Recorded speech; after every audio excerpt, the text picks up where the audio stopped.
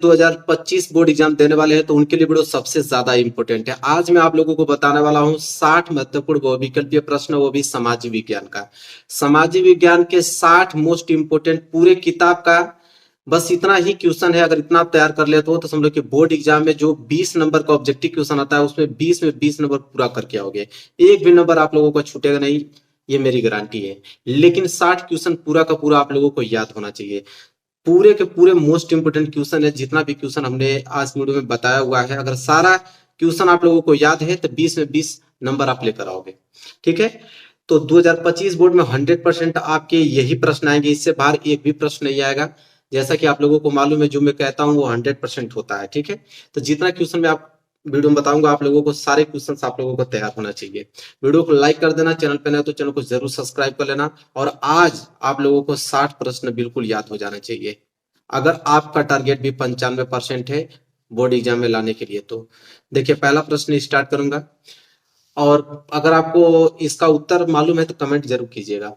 पहला प्रश्न देखिए क्या है, सबसे ज्यादा इंपॉर्टेंट है, जो कि पेपर में हमेशा आता है और हर साल एग्जाम में आता है, कि नेपोलियन की पराजय कब हुई थी। जो नेपोलियन थी उनकी हार कब हुआ था, किस सन में वह पराजय हुए थे। 1814 में, 1815 में, इधर आपका 1816, और ऑप्शन डी जो है 1817 दिया हुआ है। तो इसका राइट आंसर मेरे प्यार बच्चों अगर आपको मालूम है तो बताइए, अन्यथा मैं आपको बताता हूँ इसका बी ऑप्शन होगा, और अच्छे तरीके से इसको याद कर लो। 1815 ईस्वी। ठीक है, क्वेश्चन नंबर पहला का ऑप्शन नंबर बी जो है बिल्कुल राइट आंसर होगा। आगे अगर हम बढ़े, दूसरा प्रश्न जो दिया हुआ है, यह दिया हुआ है कि उदारवाद से तात्पर्य है। उदारवाद से क्या तात्पर्य है मेरे प्यार बच्चों? तो देखो, उदारवाद से तात्पर्य है कि व्यक्ति की स्वतंत्रता तथा कानून के समक्ष क्या होता है, समानता। सी वाला ऑप्शन जो है इसका राइट आंसर हो जाएगा क्वेश्चन नंबर दूसरे का। जितना प्रश्न बता रहा हूँ सारे प्रश्न अगर आपको याद है तो 20 में 20 ऑब्जेक्टिव क्वेश्चन आप करके चले आओगे, एक भी प्रश्न आप लोगों को छूटेगा नहीं। आगे अगर हम बात करें, देखिए तीसरा प्रश्न। तीसरा प्रश्न क्या है कि ऑटो वन बिस्मार्क का संबंध किस देश से था। ठीक है, ऑटो वन बिस्मार्क का संबंध किस देश से था मेरे प्यार बच्चों? तो वह जर्मनी से था। किसे था? जर्मनी से। ऑप्शन बी जो है राइट आंसर हो जाएगा। आगे अगर हम बढ़े क्वेश्चन नंबर 4 की तरफ, क्वेश्चन नंबर 4 देखिए क्या है कि जर्मनी के एकीकरण में मुख्य भूमिका किसकी थी। तो जर्मनी के एकीकरण में मुख्य भूमिका जो था मेरे प्यारे बच्चों, वो था ऑटो वन बिस्मार्क का। किनका? Auto von Bismarck. Option number A जो है राइट आंसर हो जाएगा। चलिए आगे देखते हैं क्वेश्चन नंबर 5वां।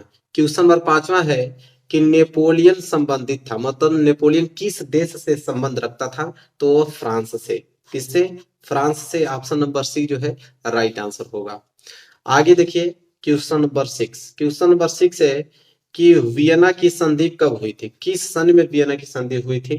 तो आपका हो जाएगा 1815 में। बी वाला ऑप्शन राइट आंसर होगा। आगे देखिए प्रश्न नंबर 7वां। प्रश्न नंबर 7वां है कि निम्नलिखित नेताओं में से किसने एक गुप्त संगठन यंग इटली बनाया? कौन गुप्त संगठन यंग इटली बनाया था? किस नेता ने? तो चार ऑप्शन दिया हुआ है, गैरिबाल्डी, बिस्मार्क, काबूर, और ऑप्शन डी है मेस्नी, जिसे मेजनी के नाम से भी जाना जाता है। तो इसका राइट आंसर हो जाएगा मेरे प्यारे बच्चों ऑप्शन नंबर डी। कौन थे वो? मेस्नी, जिसे मेजनी के नाम से भी जाना जाता है। या तो मेस्नी दे देगा या तो मेजनी दे देगा, या तो दोनों साथ में ही देता है। तो कंफ्यूज मत होखिएगा, इसको आप याद कर लीजिएगा। आगे देखिए प्रश्न नंबर 8वां। प्रश्न नंबर 8वां क्या है कि निम्न में से यह किसका कथन है कि जब फ्रांस छींकता है तो बाकी यूरोप को सर्दी जुकाम हो जाता है? मतलब किसने यह कथन दिया था? मैटरनिक ने दिया था, काबूर की, यहाँ बिस्मार्क, ऑप्शन डी मेस्नी। किसका यह कथन था? तो यह था कथन किसका? मैटरनिक का था। इसलिए पहला वाला ऑप्शन जो है राइट आंसर हो जाएगा, मैटरनिक। आगे देखिए, आगे प्रश्न नंबर 9 है। प्रश्न नंबर 9 यह है कि फ्रांस की क्रांति कब हुई थी, मतलब किस सन में फ्रांस की क्रांति हुआ था? तो इसका राइट आंसर हो जाएगा 1789। यह डेट बहुत ज्यादा इंपॉर्टेंट है, यह प्रश्न वेरी वेरी मोस्ट इंपॉर्टेंट है, डबल स्टार बना लो, इसको जरूर याद कर लेना आप। मैं कह रहा हूं ना कि पूरे के पूरे सामाजिक विज्ञान में जो भी आपका एसएसटी है, इसमें आप लोगों का 60 ही ऐसे मोस्ट इंपोर्टेंट क्वेश्चन है जो ऑब्जेक्टिव क्वेश्चन पूछे जाते हैं।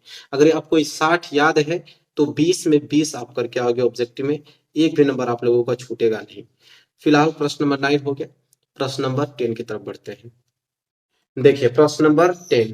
प्रश्न नंबर 10 मेरे प्यारे बच्चों यह है कि जर्मनी की एकीकरण में मुख्य भूमिका किसकी थी। मतलब कि जर्मनी का जब एकीकरण हुआ था तो उसमें मेन भूमिका जो किसने निभाया था, मेन भूमिका, तो वो थे आप लोगों के ऑटो वन बिस्मार्क थे। कौन थे? Auto von Bismarck. Option number पहला जो है वो राइट आंसर हो जाएगा। तो इनका नाम बहुत ज्यादा इंपॉर्टेंट है, इनको जरूर याद रखिएगा। इसके बाद देखिए प्रश्न नंबर 11 क्या है कि निरंकुशवाद का तात्पर्य है, मतलब निरंकुशवाद का तात्पर्य क्या है। तो निरंकुशवाद का तात्पर्य यह है कि एक ऐसी शासन व्यवस्था जिसमें सत्ता पर किसी का भी अंकुश नहीं होता है, उसे हम लोग कहते हैं क्या? निरंकुशवाद। तो यहाँ पे डी वाला ऑप्शन जो है इसका राइट आंसर हो जाएगा। बहुत ज्यादा इंपॉर्टेंट यह प्रश्न है। बहुत सारे बच्चों को इनका आंसर नहीं मालूम रहता है, लेकिन आप इसको याद कर लीजिएगा क्योंकि आपको एक भी प्रश्न छोड़ के नहीं आना एग्जाम में। प्रश्न नंबर 12 देखिए। प्रश्न नंबर 12 है कि 1789 में फ्रांस किस प्रकार का राज्य था। तो 1789 में फ्रांस किस प्रकार का राज्य था मेरे प्यारे बच्चों? तो वह था आप लोगों का असीमित राजतंत्र। कैसा था? असीमित राजतंत्र था। ए वाला ऑप्शन जो है बिल्कुल राइट आंसर हो जाएगा। असीमित राजतंत्र था। आगे बात करते हैं प्रश्न नंबर 13। देखिए प्रश्न नंबर 13 क्या है? प्रश्न नंबर 13 है कि जुसेपे मेसनी का संबंध था, मतलब किस देश के एकीकरण से संबंध था जुसेपे मेसनी का संबंध मेरे प्यारे बच्चों, बहुत ज्यादा इंपॉर्टेंट है। तो इटली के एकीकरण से, किसके? इटली के एकीकरण से। पहला वाला ऑप्शन जो है राइट आंसर हो जाएगा क्वेश्चन नंबर 13 का। आगे अगर हम बात करें प्रश्न नंबर 14 देखिए क्या है। प्रश्न नंबर 14 है कि निम्नलिखित में से कौन सा 1804 के नेपोलियन कोड में नहीं जोड़ा गया था। ठीक है, यहाँ पे ऑप्शन है जन्म से प्राप्त विशेष अधिकार की समन्ति व्यवस्था का अंत, समन्ति का अधिकार की कानून के समक्ष समानता।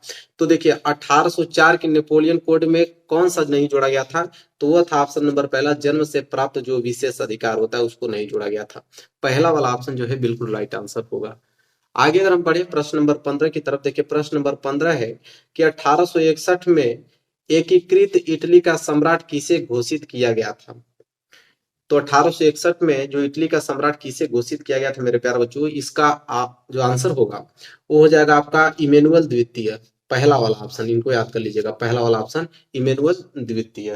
तो 15 का ये जो है करेक्ट आंसर होगा। आगे अगर हम पढ़ेंगे प्रश्न नंबर 16 की तरफ, और प्रश्न नंबर 16 देखिए क्या है। प्रश्न नंबर 16 है कि निम्नलिखित में से किसे 1871 में जर्मनी का प्रथम सम्राट घोषित किया था।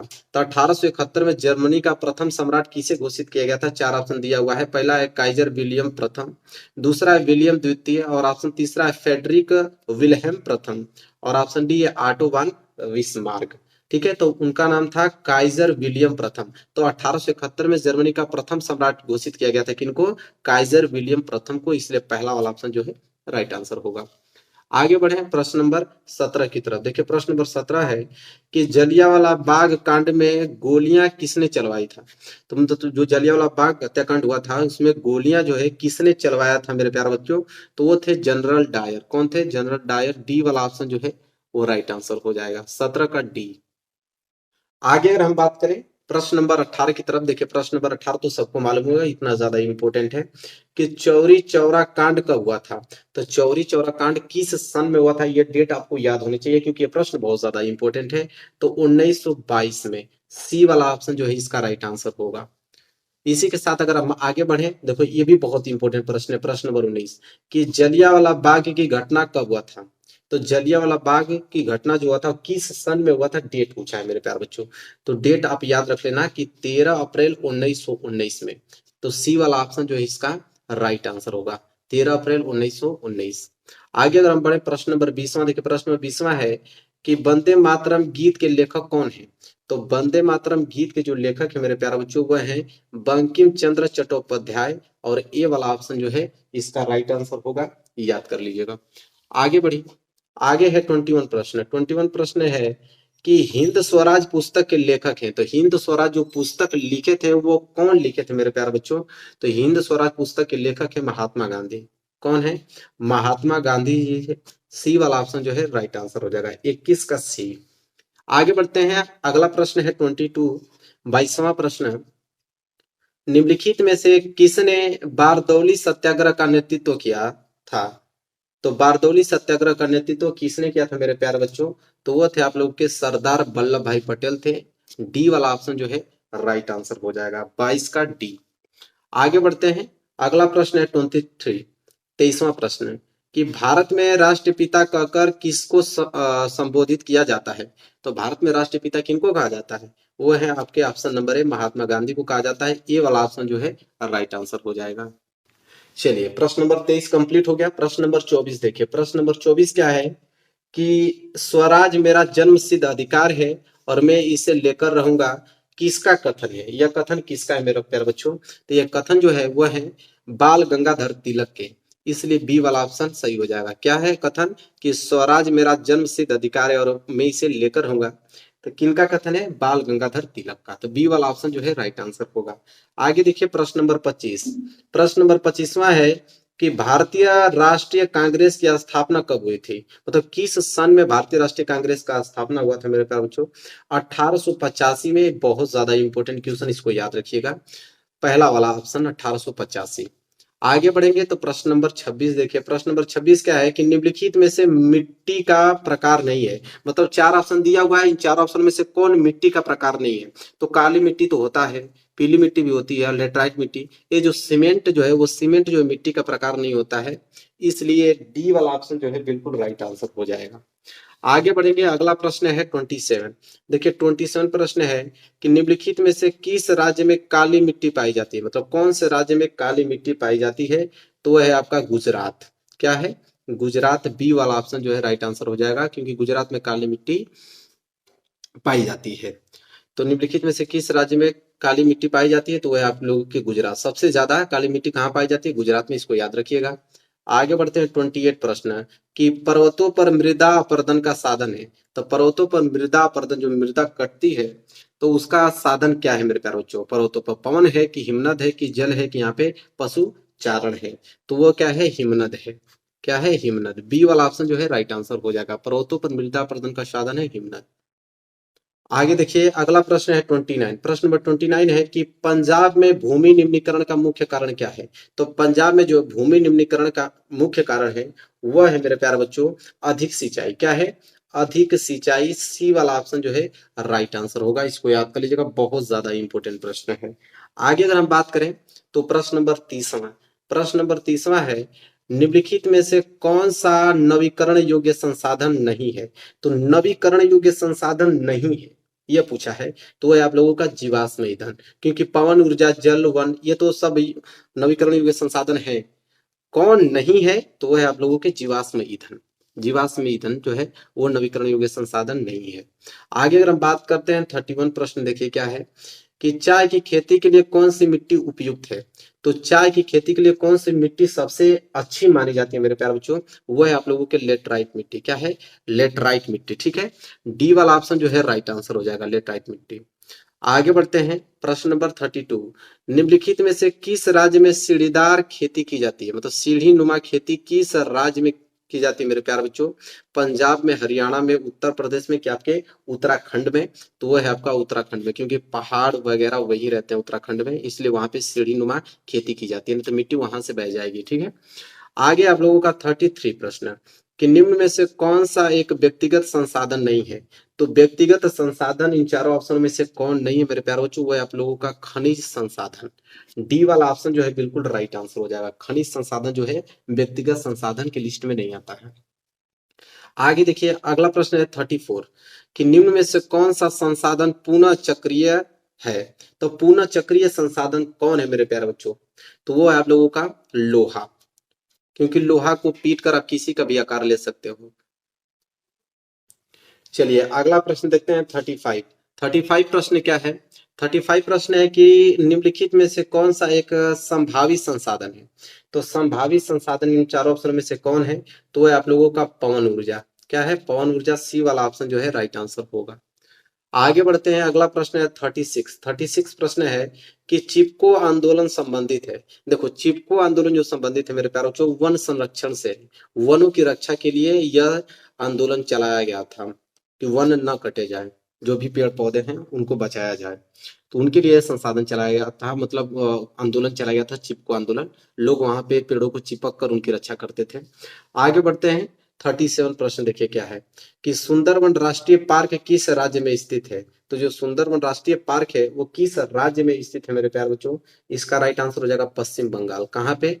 पश्चिम बंगाल में स्थित है सुंदरवन राष्ट्रीय पार्क। तो सी वाला ऑप्शन इसका राइट आंसर हो जाएगा। आगे बढ़े, अगला प्रश्न है 38। देखिए 38 प्रश्न है कि विश्व में सर्वाधिक वर्षा किस स्थान पर होती है। मतलब सबसे ज्यादा अगर वर्षा की हम बात करें तो किस स्थान पर सबसे ज्यादा वर्षा होती है। विश्व की बात कर रहा है, भारत की नहीं, पूरे वर्ल्ड की बात कर रहा है। वह है आप लोगों का मासिनराम। मासिनराम में सबसे ज्यादा वर्षा होती है, इसलिए ए वाला ऑप्शन जो है राइट आंसर हो जाएगा।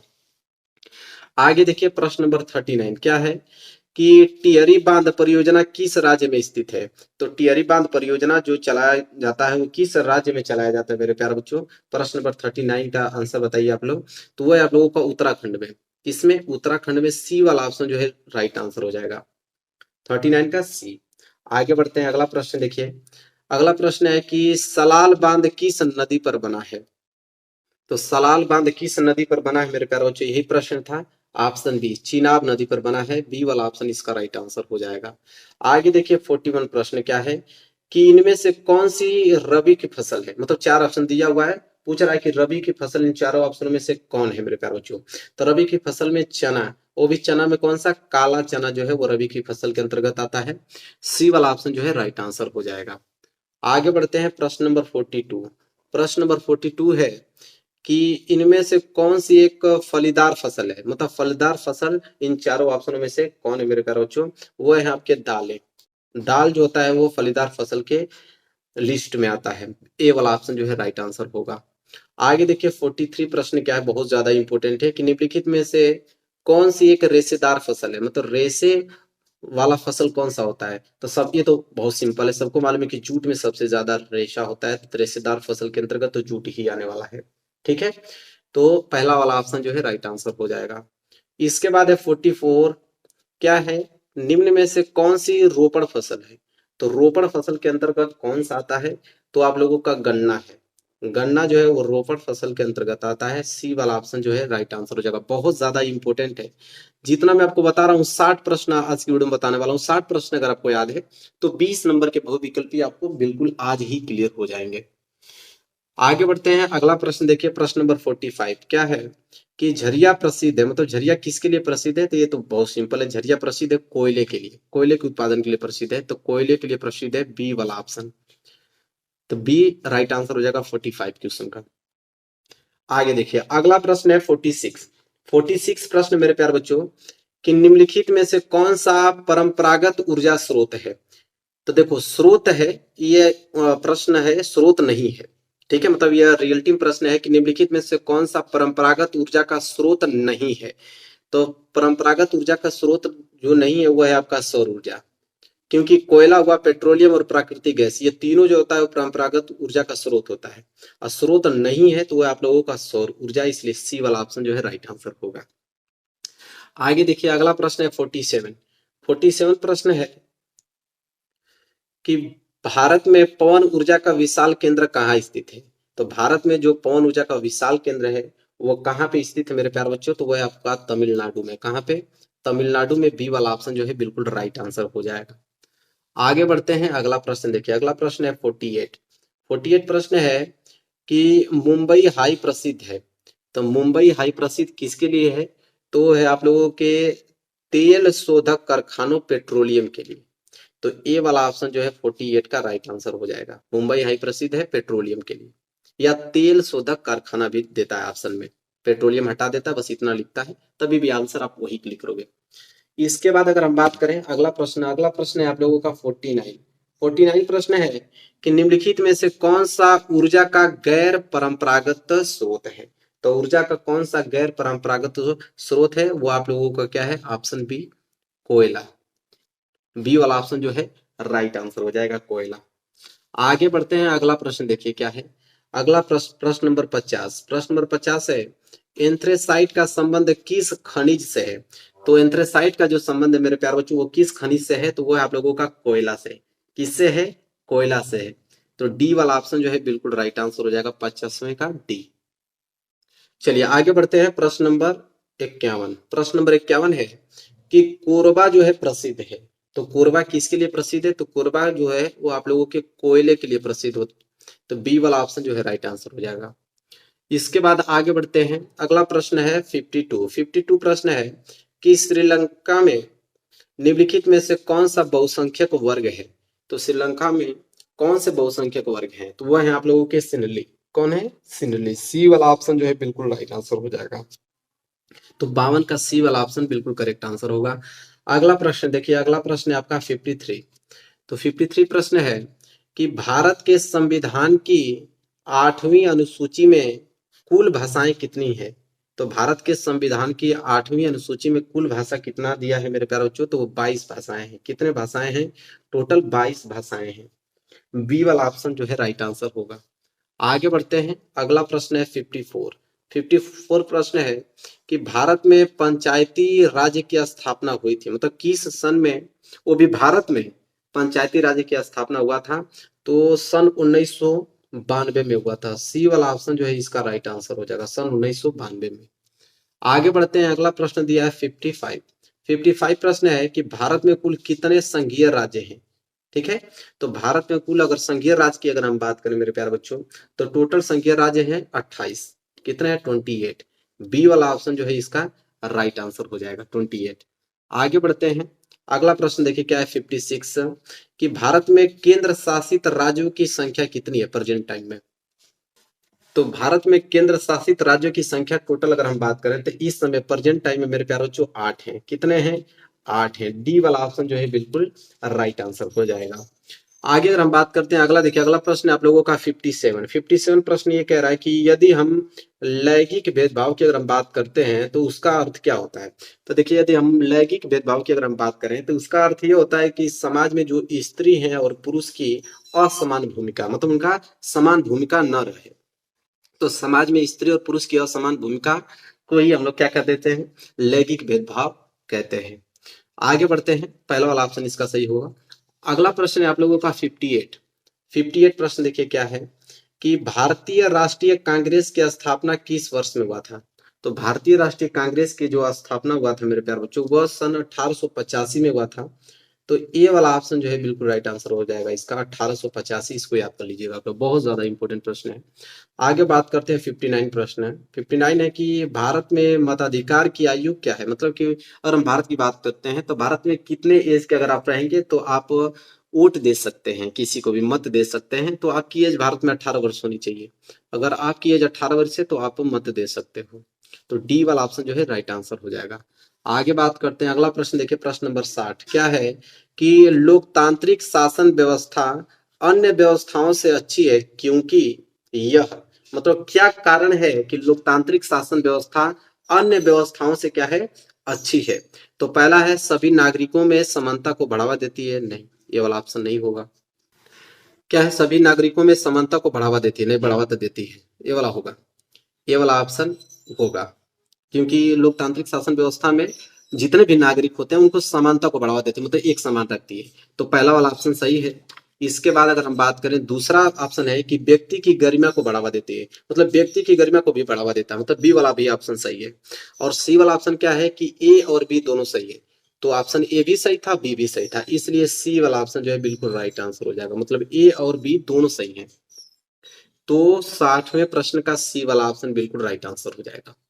इसके बाद अगर हम बात करें प्रश्न नंबर 61, लीजिए मैं 60 ही प्रश्न कह रहा था, एक प्रश्न मैं आपको एक्स्ट्रा बता देता हूं कि निम्नलिखित में से किस एक देश को छोड़कर हर जगह तानाशाही पर लोकतंत्र को प्राथमिकता दी जाती है? तो मतलब किसी एक देश को आपको छोड़कर बताना है कि हर जगह तानाशाही पर लोकतंत्र को प्राथमिकता दी जाती है, सिर्फ एक देश को छोड़कर। वो सबको मालूम होगा कि वो देश कौन सा है? पाकिस्तान। कौन सा है? पाकिस्तान। बी वाला ऑप्शन जो है बिल्कुल राइट आंसर हो जाएगा। मेरे प्यारे बच्चों, तो मैंने टोटल पूरे सामाजिक विज्ञान का एसएसटी का मैंने टोटल 60 और एक प्रश्न और जोड़ लो, 61 प्रश्न हमने बताया। अगर 61 प्रश्न अगर आपको तैयार है तो गारंटी के साथ मैं कह सकता हूं कि 20 में 20 ऑब्जेक्टिव आप बहुविकल्पीय करके आओगे, एक भी प्रश्न आपको छूटने वाला नहीं है। लेकिन आपको सारे प्रश्न याद होने चाहिए। तो सिंपल है, 2-2 3-3 प्रश्न भी एक दिन याद करोगे तो 10 दिन में पूरा का पूरा याद कर जाओगे। और यहाँ से ऑब्जेक्टिव क्वेश्चन आप लोगों का पूरा क्लियर हो गया। तो वीडियो को लाइक कर देना मेरे प्यारे बच्चों, और वीडियो को शेयर कर दो, जितने भी आपके दोस्त हैं वहां शेयर कर दो, ताकि सारा वीडियो ये पहुंच पाए उनके यहाँ, वो भी प्रश्न तैयार करके उनका भी 20 में 20 नंबर क्लियर हो पाए। तो चैनल पे नए तो चैनल को जरूर सब्सक्राइब कर लेना, क्योंकि इस बार टारगेट मेरा 95% का है और हर एक बच्चा लाएगा 95%। बस आप मेरे साथ निरंतर बने रहिए। तो चलिए मिलेंगे नेक्स्ट वीडियो में, तब तक के लिए धन्यवाद।